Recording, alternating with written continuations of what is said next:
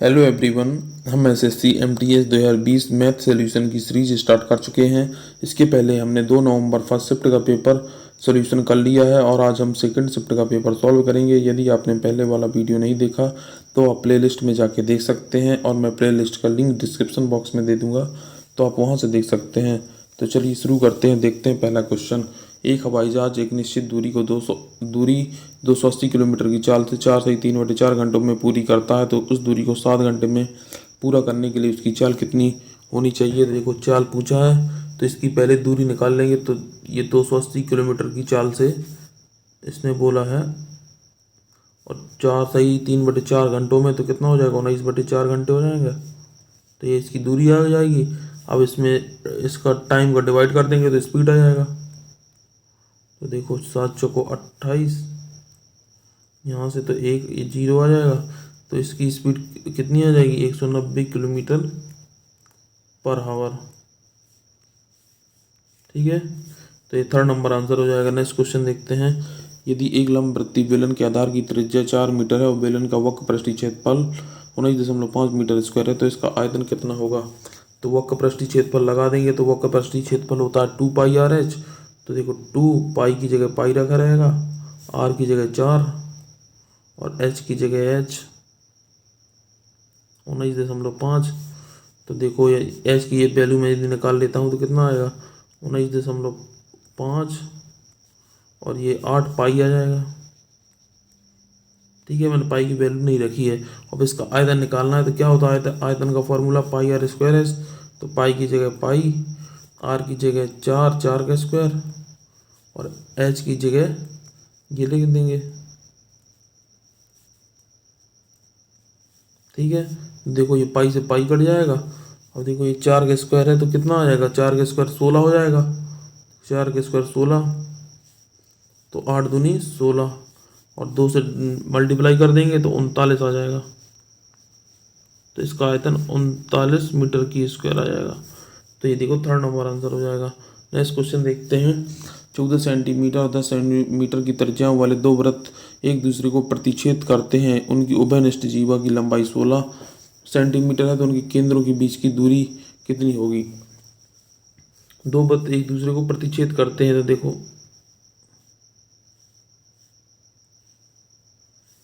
इनकी त्रिज्या 14 सेंटीमीटर और 10 सेंटीमीटर और इनके उभयनिष्ठ जीवा की लंबाई 16 है। तो यहाँ से यहाँ तक 8 हो जाएगी। बस अब पाइथागोरस लगा देना है। तो देखो 14 का स्क्वायर 196 माइनस 64, तो कितना आएगा, √132 आ जाएगा। तो ये कितना हो जाएगा, इसका 2√33 हो जाएगा ना। अब ये ट्रिपल, अब ये देखो 8 और यहाँ पे 10 है तो ये 6 आ जाएगा। तो इनके बीच की दूरी कितनी आ जाएगी, ये आ जाएगी ना 6 + 2√33, यही तो आएगी। तो देखो ये सेकंड नंबर आंसर हो जाएगा। सिंपल क्वेश्चन था। नेक्स्ट क्वेश्चन देखते हैं। किसी वर्ष में एक परिवार का औसत मासिक व्यय वर्ष के पहले 3 महीनों में 10,000, अगले 4 महीनों में 12,500 था, अंतिम 5 महीनों में 13,500 था। तो यदि उस वर्ष उनकी बचत 32,500 थी तो उसकी औसत मासिक आय का 70% कितना था। तो देखो इसने बोला है 3 महीनों में 10,000 था, तो कितना टोटल कितना हो जाएगा, 30,000 हो जाएगा ना। अब अगले 4 महीनों में 12,500 था, तो 4 महीनों टोटल कितना हो जाएगा, तो ये 50,000 हो जाएगा। अंतिम 5 महीनों में 13,500 था, तो देखो टोटल योग कितना हो जाएगा, 62,500, 13 × 65, 25, तो 67,500 हो जाएगा ये। यदि उस वर्ष उनकी बचत कितनी थी, 32,500 थी, तो सबको ऐड कर देना। तो देखो कितना आ जाएगा, ये 10 हो जाएगा, ये 7 2 9 1 10, 6 3 9 9 5 14, 3 17 1 18। तो देखो टोटल इसकी आय थी एक साल की 1,80,000। तो इसमें 12 का डिवाइड कर देंगे तो कितना आ जाएगा, ये आ जाएगा 15,000। यदि इसने बोला है इसकी औसत मासिक आय का 70% निकालना है, तो 70% निकाल देंगे। 15 7 105, 10,500 आ जाएगा। तो ये सेकंड नंबर आंसर हो जाएगा। अच्छा क्वेश्चन था। नेक्स्ट क्वेश्चन देखते हैं। यदि ए और बी की आय का अनुपात 1:2 है और उनके व्यय का अनुपात 2:3 है, यदि बी के व्यय का 80% ए के आय के बराबर है, तो बी और ए के बचतों का अनुपात क्या होगा। देखो ये है ए, ये है बी, ये है उसकी इनकम का रेशियो कितना है, वो 1:2 है, तो मैं इसको x और 2x मान लेता हूँ। और उनके व्यय का अनुपात 2:3 है, तो मैं इसको 2y और इसको 3y मान लेता हूँ। ठीक है। यदि बी के व्यय सो देखो बी का व्यय कितना है 3y का 80%, तो 80% 4/5 हो जाएगा। ए के आय के बराबर है, तो ए का आय कितना है x है, तो देखो यदि मैं यहाँ से y/x निकाल लेता हूँ तो कितना आ जाएगा 5/12। अब देखो y की जगह 5 और x की जगह 12 रख देना है, तो देखो x की जगह 12 रखूँगा तो देखो ये 12 हो जाएगा, ये 24 हो जाएगा। और y की जगह देखो 5 दूनी 10 और 5 × 15, तो उनकी बचतों का अनुपात बताइए। तो देखो बचत क्या है 2 और ये 9। अब उसने बोला बी और ए की बचतों का अनुपात क्या होगा, तो बी और ए की बचतों का अनुपात देखो ये ए है, ये बी है, तो बी और ए की बचतों का अनुपात 9:2 हो जाएगा। ठीक है, तो ये फर्स्ट नंबर आंसर होगा। नेक्स्ट क्वेश्चन देखते हैं। एक किसान अपने खेत में फसल उगाने के लिए एक साहूकार से 1,32,000 रुपये उधार लिए। ब्याज की दर 12.5% वार्षिक है, जिसकी गणना वार्षिक चक्रवृद्धि के आधार पर होती है। ये 2 वर्ष के अंत में 1,07,062.50 और अपना स्कूटर देकर ऋण भुगतान किया। स्कूटर की कीमत कितनी होगी। तो ये देखो CI के क्वेश्चन है, तो इसकी फ्रैक्शन वैल्यू कितनी हो जाएगी 8 हो जाएगी, 1/8 हो जाएगी। अब 2 वर्ष के लिए है, तो 2 वर्ष के लिए कितना हो जाएगा 64 और 81, तो कितना होगा 27 का लाभ होगा 17 का। तो इसने बोला इसकी देखो 1,32,000 तो ये है, देखो 132 मैं इसको लिखा दे रहा हूँ और 1,000 ये लिख दे रहा हूँ। अब 64 की वैल्यू ये है, अपन को 81 की वैल्यू निकालना है टोटल। ठीक है, तो यदि मैं देखो इसको 4 से डिवाइड कर दूँ 16, इसको 33 और इसको 4 से, और इस ये 250 हो जाएगा, ये 2, ये 125। अब देखो इसको सबको मल्टीप्लाई करना पड़ेगा क्योंकि दशमलव में वैल्यू आ रही है। तो देखो यदि 11 है, 11 तो 3 से मैं देखो 375 हो जाएगा, ये इससे 3 हो जाएगा इंटू, और ये 11 से मल्टीप्लाई करेंगे तो कितना आएगा 11×5 हासिल 5, 1170 82, 11 43 4125। अब 4125 में 81 का मल्टीप्लाई करना है, तो देखो मैं थोड़ा इसका छोटा करूँगा।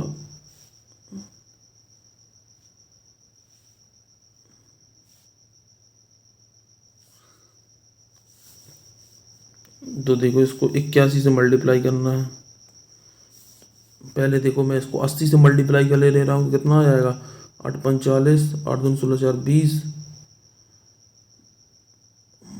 8 ये हो जाएगा 8 × 32 33। अब देखो ये क्या 4125 से मल्टीप्लाई कर दे रहे हैं, और ये 0 या एक और आ जाएगा, तो 4125, तो ये आ जाएगा 5 2 1 4 3 3। अब ये देखो ये 2 से डिवाइड करना है, ये थोड़ा सा कैलकुलेटिव क्वेश्चन है। देखो 16 आ जाएगा 70,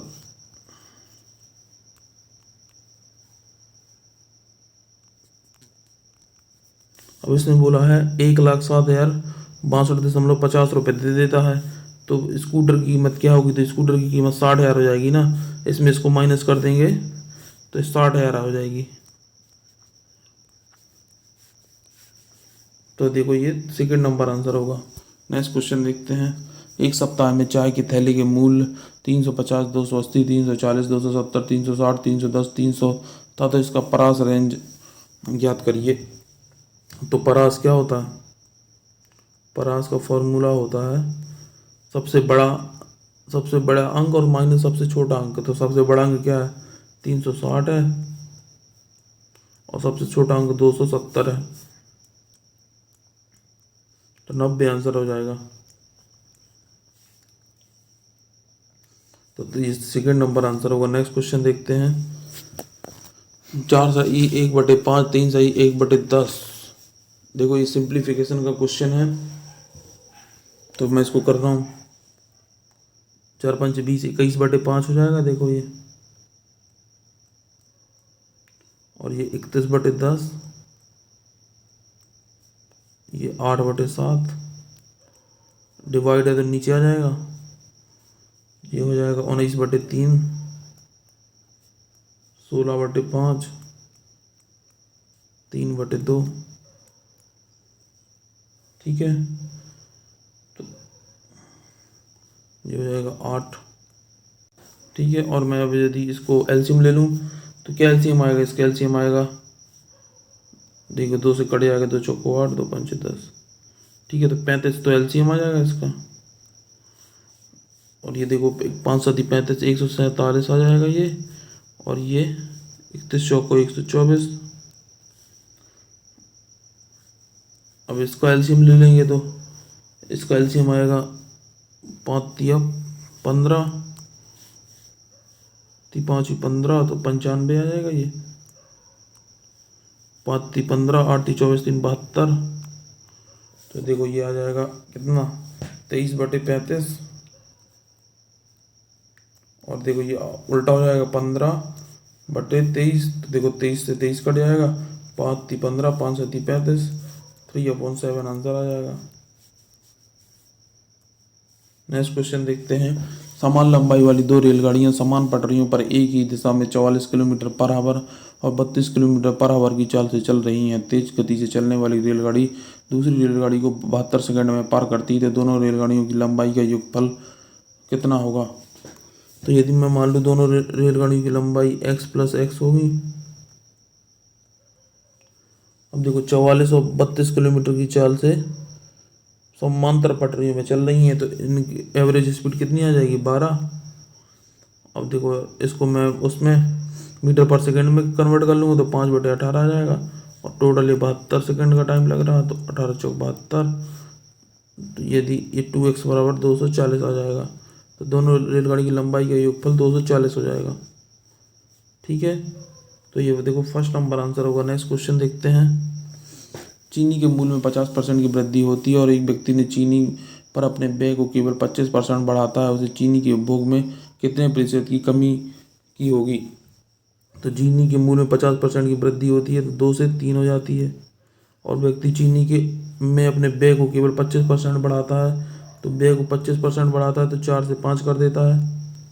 तो देखो इसकी कंजम्पशन क्या हो जाएगा? देखो E = होता है P × C। तो देखो कंजम्पशन क्या हो जाएगा? P/E। देखो कंजम्पशन हो जाएगा E/P हो जाएगा। ठीक है, तो देखो 4/2 हो जाएगा, ये 5/3 हो जाएगा। तो ये देखो 2 दूनी 4, ये और इस तरफ मल्टीप्लाई, तो 6 और 5, तो 1/6, तो 16.67% आ जाएगा। तो ये फोर्थ नंबर आंसर हो जाएगा। नेक्स्ट क्वेश्चन देखते हैं। किसी वस्तु को उसके अंकित मूल्य पर 10% की छूट देने के बाद 450 में बेचा जाता है। यदि उस पर छूट नहीं दी जाती तो 25% लाभ होता, तो वस्तु के क्रय मूल्य का 50% कितना होगा? देखो वस्तु 10% की छूट दी जाती है, तो ये 90 की वैल्यू दी हुई है। ठीक है, तो देखो ये कितना आ जाएगा? ये 500 आ जाएगा। अब इसने बोला है 25% का लाभ होता, 25% का लाभ हो जाता तो वस्तु की क्रय मूल्य का 50% मतलब 1/2 निकालना है। देखो 25 चौको 100, 25 पंचे 125, इससे काट दो 100, इससे काट दो 2, तो 200 आंसर आ जाएगा। तो ये थर्ड नंबर आंसर होगा। नेक्स्ट क्वेश्चन देखते हैं। एक पुस्तक को 6 प्रतियां एक निश्चित मूल्य पर खरीदी जाती हैं जिसका भुगतान वर्ष के अंत में करना है। उसी पुस्तक की 7 प्रतियां उसी मूल्य पर नकद भुगतान करके खरीदी जा सकती हैं, तो साधारण ब्याज पर वार्षिक कितनी होगी? तो देखो ये कितनी है? ये 6 हैं और ये 7 पे खरीदी जाती है, तो साधारण ब्याज कितना होगा? 1/6 होगा ना, 16.67% हो जाएगा। तो ये आंसर आ जाएगा। नेक्स्ट क्वेश्चन देखते हैं। ए एक वस्तु बी को 12% लाभ पर बेचता है। बी उसे सी को 9% की हानि पर बेचता है। यदि सी इसके लिए 15,288 का भुगतान करता है तो ए द्वारा उस वस्तु को किस मूल्य पर बेचा होगा। तो देखो, इसने बोला ए एक वस्तु बी को 12% लाभ पर बेचता है। 12% लाभ पर बेचेगा तो देखो 25 से 28 पे बेच देगा। 4×3 = 12, 25। अब देखो, इसने बोला बी इसे सी को 9% की हानि पर बेचता है, तो मतलब 91/100 में बेचता यदि सी इसके लिए 15,288 का भुगतान करता है। तो देखो, अब काटना 13×7 = 91, 13×1 = 13, 2 बचेगा तो 22 हो जाएगा। 13×1 = 13, 13×7 = 91, 13×6 = 78, 7 से काट दो, 7×1 = 7 और 7×6 = 42, 7×56। अब 28 से काट दो तो कितना आ जाएगा। 28×6 = 28×3 = 84, 28×6 हो जाएगा 168। तो देखो, ये 600 आ जाएगा। टोटल कितना है और इंटू 25। अब इसने बोला ए द्वारा उस वस्तु को किस मूल्य पर बेचा होगा। तो देखो, ये टोटल तो 150 का इसने खरीदा हो, मतलब 15,000 का खरीदा होगा। अब इसने बोला है 12% के लाभ पर बेचा है। तो देखो, 28 से 25 पे बेचा है तो 25×6 = 150। तो यह आ जाएगा 28×6 = 168, 16,800 में बेचा होगा। ठीक है, तो ये सेकंड नंबर आंसर होगा। नेक्स्ट क्वेश्चन देखते हैं। एक कक्षा में 100 विद्यार्थी थे जिनमें से 70% लड़कियां और शेष लड़के हैं। एक टेस्ट में लड़कियों के अंकों का औसत लड़कों के औसत अंकों से 20% अधिक है। यदि सभी विद्यार्थियों के अंकों का औसत 57 है तो लड़कियों के अंकों का औसत कितना है। देखो, ये गर्ल्स हैं, ये बॉयज़ हैं। 70% लड़कियां मतलब 70% लड़कियां और शेष लड़के हैं। तो 7 लड़कियां हैं और 3 लड़के हैं। ठीक है, और इसने बोला है लड़कों के औसत, एक टेस्ट में लड़कियों के अंकों का औसत लड़कों के औसत अंकों से 20% अधिक है। मतलब लड़कों के 5 है तो इसकी 6 है। ठीक है, अब टोटल औसत क्या है, 57 है, यही तो है। तो कितना हो जाएगा, देखो 7×6 = 42 + 15, टोटल 10 लड़कियां, 10 हो गए टोटल स्टूडेंट, 57। तो देखो, ये 57 से 57 कट जाएगा, एक की वैल्यू 10 आ जाएगी। अब इसने बोला है लड़कियों के अंकों का औसत बताइए। तो लड़कियों के अंकों का औसत कितना हो जाएगा, यहाँ से 60 हो जाएगा ना, 10 का मल्टीप्लाई हो जाएगा। तो ये सेकंड नंबर आंसर हो जाएगा। नेक्स्ट क्वेश्चन देखते हैं। ए अकेला किसी काम को 10 दिन में और बी अकेला उसी काम को 15 दिन में कर सकता है। ए और बी ने 42,000 में उस काम को पूरा करने का ठेका लिया। सी की सहायता से इस काम को 5 दिनों में पूरा कर लेते हैं तो बी को कितने रुपए प्राप्त होते हैं।